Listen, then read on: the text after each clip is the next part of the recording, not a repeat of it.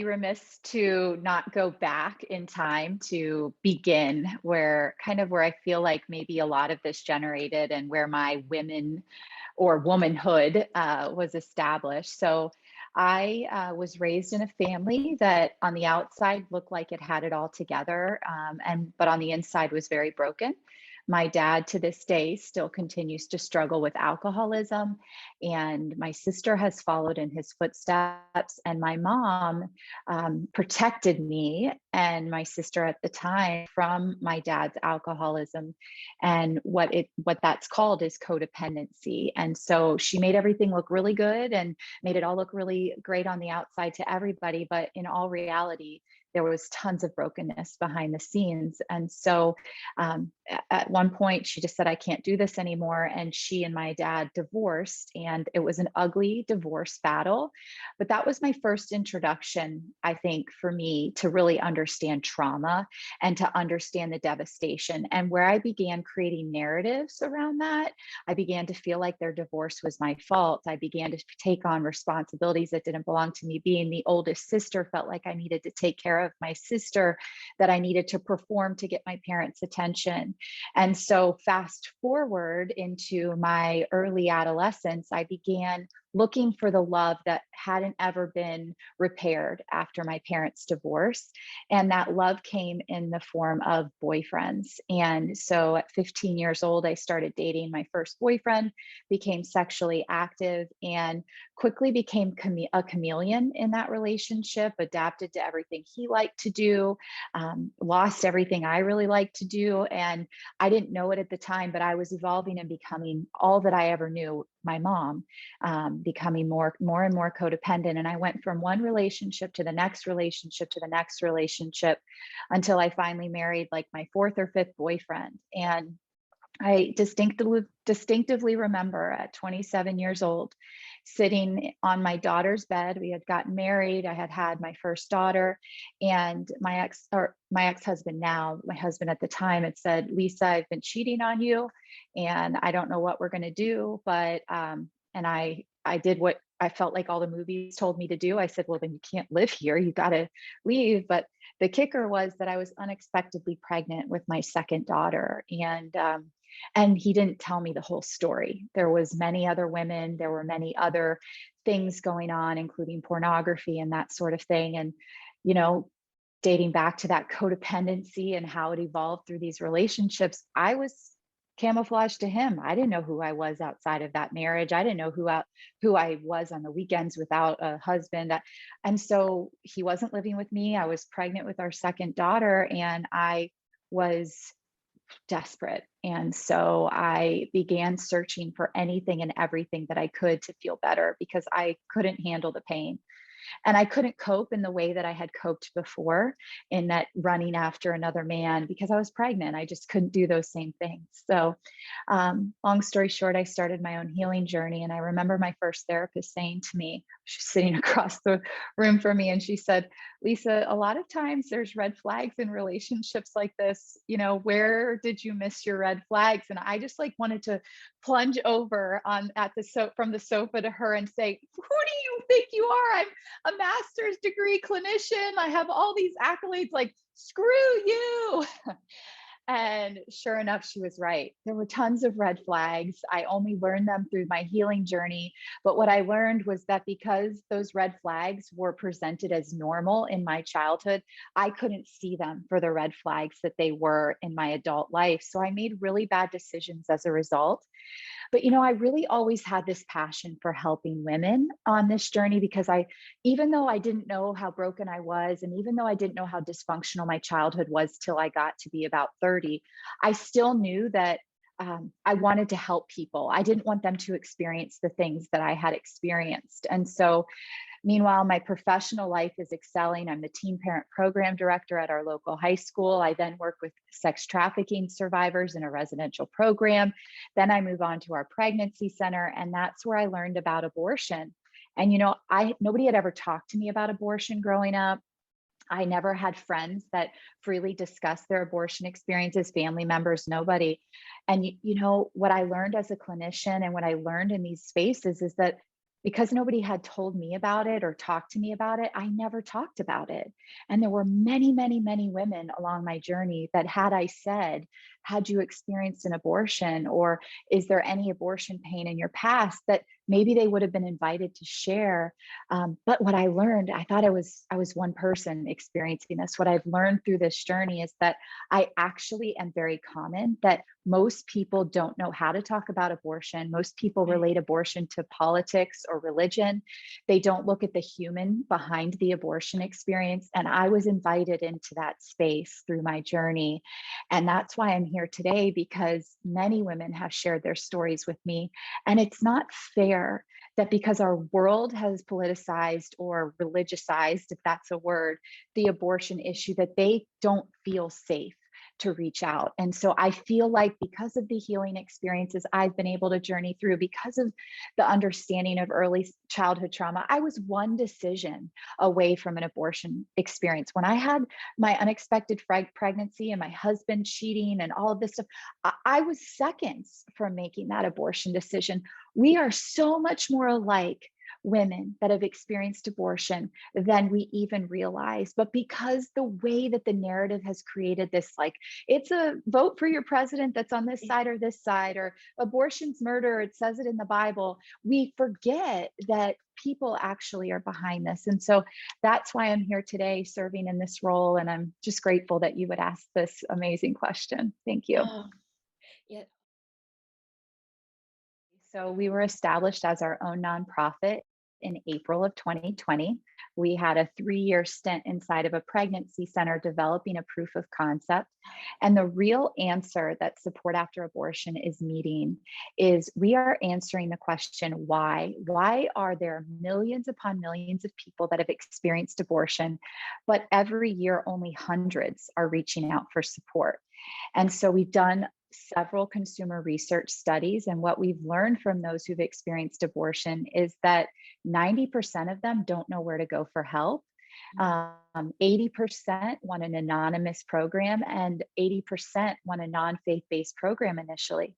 But here's the kicker: 95% of the programs right now that have been established are Christian based programs. So here Oh, we have people telling us, we don't want Christian based programs. We don't want faith stuffed in our face right away.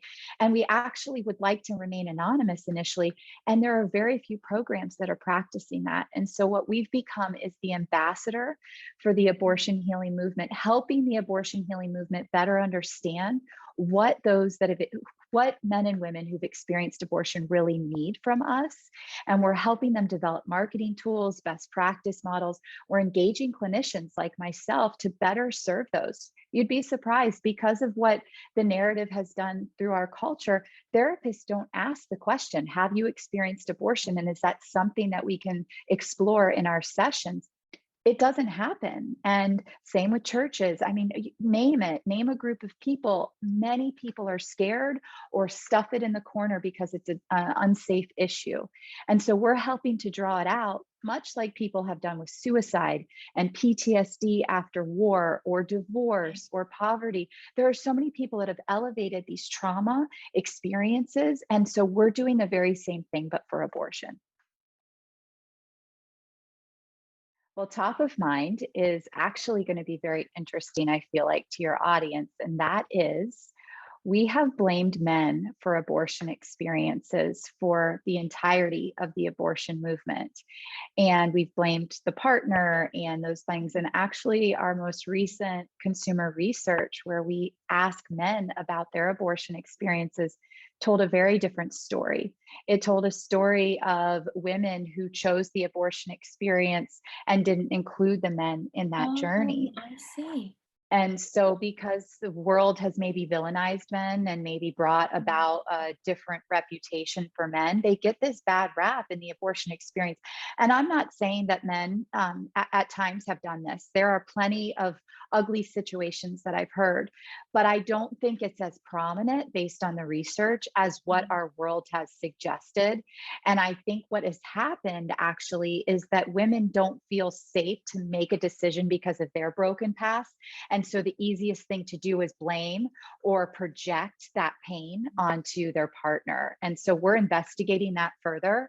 But that's been the most shocking thing in my journey. I would say the second gender bias or bias that I've seen and that it devastates me is when I worked in the trafficking world. And it happens a lot in abortion as well. When those women go into the emergency room and present looking like drug addicts or looking like street people or whatever, track marks in their arm, they receive a lesser level of care and almost are dismissed. Where those people inside the emergency room, and I'm not saying this is everybody, it's been my experience, those nurses and doctors are so overwhelmed with the amount of care that they provide that these folks get treated with bias. And so these are the most vulnerable populations that actually need to be asked that one extra question. Are you really bleeding because you're having an abortion? Are you really suffering because there's a pimp outside waiting for you to get in his vehicle? These are the kinds of things that I feel like oftentimes are missed because we have too much to do. This is too much, and this is such a normal thing for this population. And so as I was reflecting on the question, that was the one that came up most predominant for me.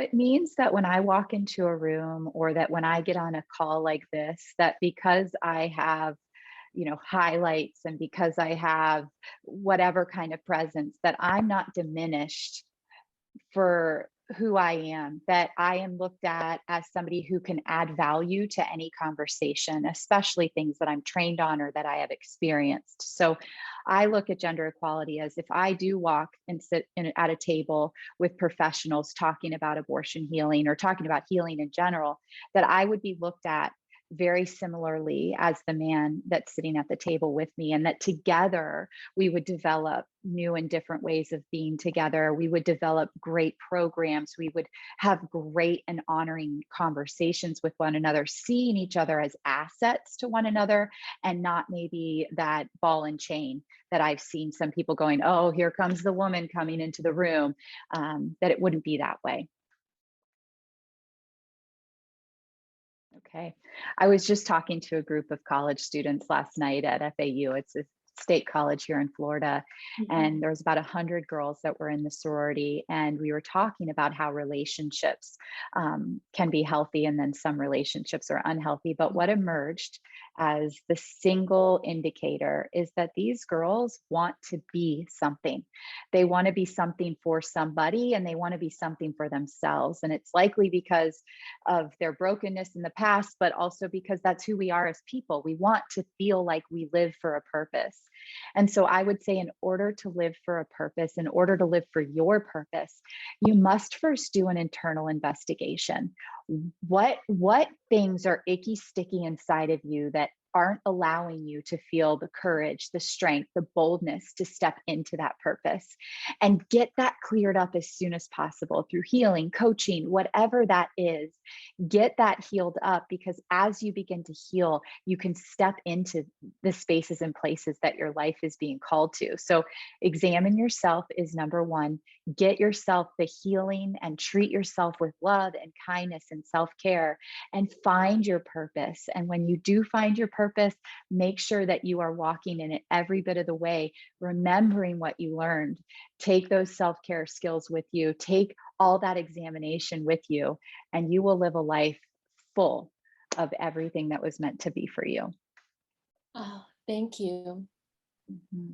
And one thing that, as I'm listening to you, one thing that I remember is, in addition to thinking about myself and finding my purpose and just learning about myself, like who I am and all of that, now at my position as an example, leading people as a leader of the team, thinking about how I can give back. So I've received from my mentors and people who helped me to get to where I am, and now thinking about how I can do the same thing for the others.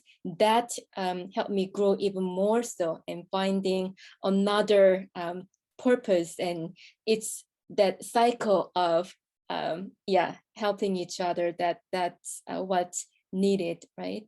So Absolutely. And you know, what's coming to mind as you share is that pain plus perspective equals purpose. And that's exactly what you're sharing. When you can examine yourself, we've all experienced trials, some more severe than others, but they irk us. It's baggage that we bring. But when we can have perspective about that pain, our purpose is so clear. And then we feel like that pain was all for something so much bigger. And that's when we really can find what you're saying is that, like, I want to pay it forward. I want to give back. I want to help others do this. And that's exactly what healing provides. Is to continue being the voice for those women that don't have one right now after an abortion experience, to continue to move the narrative to a human issue and away from the politics and the religion, so that more and more women and men would be able to find the healing that they're looking for, and to know that they're worth it.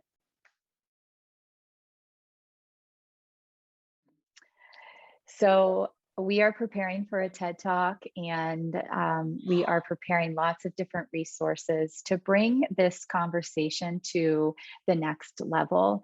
It's a new conversation. People aren't always ready to receive it. And so we know we have to go big or go home.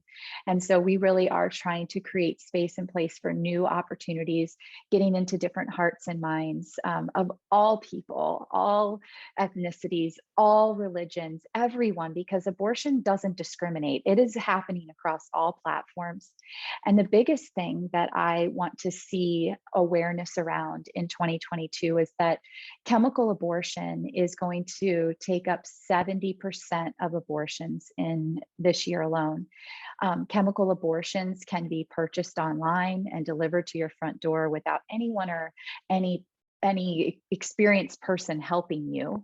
And so many women are reporting having an abortion in the bathroom that they get ready for work in the very next day. It's an extra level of trauma. And without the supports to walk that out, we're learning that it really does impact people's emotional health. And so, no matter where you fall on how you see abortion, this is a new complexity to the abortion movement. And I just want people to understand what that looks like and be able to walk with compassion if somebody is ready to share. And so that's why getting on these different platforms and helping people see abortion from a different perspective, we actually could become people that are ambassadors in our living rooms, people that are ambassadors at our workplace for those that have been shoved into a corner because abortion is a political or religious issue right now in our culture. And we can invite the same conversations that you and I are having with our girlfriends about relationships, about our mortgage payments, about, these hard conversations that we uncover in the break room at work, that we can't touch this. And so I'd like to see that change in 2022.